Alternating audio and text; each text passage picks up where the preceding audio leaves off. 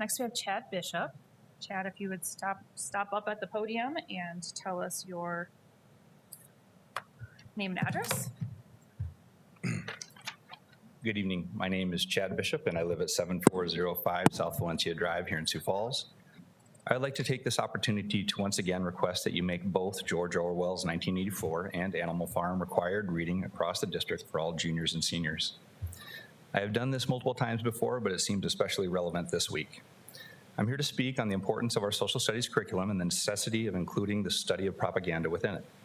Social studies is crucial in shaping informed citizens capable of critical thinking. It provides students with the knowledge and skills to understand and engage with the world around them. However, in today's information-saturated society, it's more important than ever to equip our students with the ability to discern truth from manipulation.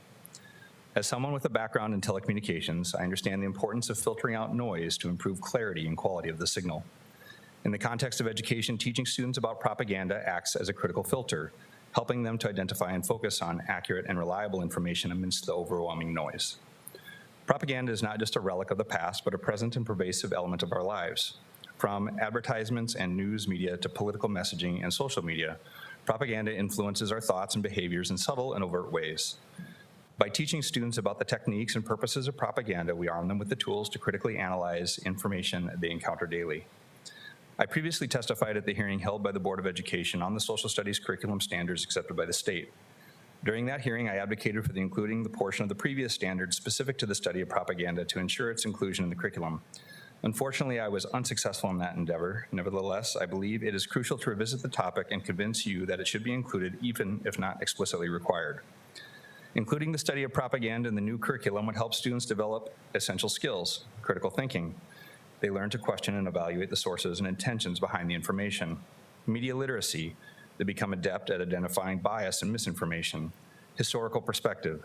They understand how propaganda has been used throughout history to shape public opinion and policy. In Orwell's essay, Politics and the English Language, he wrote, "Political language, and with variations this is true of all political parties from conservatives to anarchists, is designed to make lies sound truthful and murder respectable, and to give an appearance of solidity to pure wind. As educators, board members, and parents, it is our responsibility to ensure that the students can see through such language and think independently." Orwell also wrote in 1984, "The party told you to reject the evidence of your eyes and ears. It was their final, most essential command." What are the consequences of a population who does not question the power of the party? Just last week, during the presidential debate, we could no longer reject the evidence of our own eyes and ears, though some in the party insist that we must.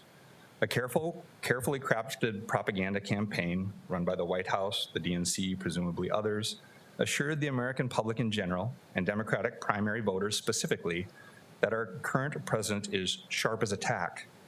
No primary challenges, no primary debates. If the president is not the party's nominee and is selected in a smoke-filled room at the convention, the entirety of the Democratic primary electorate will have been disenfranchised. If they will lie about this, what else are they lying about? There are other impacts even more important than elections, for instance, war. Understanding President Eisenhower's military-industrial complex speech is crucial for our students as it highlights the profound impact of propaganda on shaping public opinion and policy. Eisenhower warned of the potential dangers posed by the military-industrial complex, emphasizing how its influence could overshadow the limited democratic processes of our republic and lead to unnecessary conflicts driven by economic interests rather than national security. Eisenhower's speech serves as a historical example of how powerful entities can manipulate narratives to serve interests. By understanding this, students can better recognize similar tactics in contemporary society. An example, last October, when arguing on CNN for funding to keep the Ukrainian war going, our own Dusty Johnson said, "I don't know when Republicans quit being interested in killing communists." Do you think he knows communism in Russia fell along with the Soviet Union over 30 years ago? That none of the kids dying in Ukraine, whether Ukrainian or Russian, grew up under communism? If he did know, what do we call this? By intentionally incorporating the study of propaganda into the social studies curriculum, we prepare our students not just to be passive consumers of information, but active, thoughtful participants in our constitutional federal republic. I urge the board to consider this important addition to our curriculum, ensuring our students are well equipped to navigate the challenge and challenge the complexities of the modern world. I'm happy to contribute to this curriculum if there is an opportunity to do so. Thank you for your time. Thank you very much.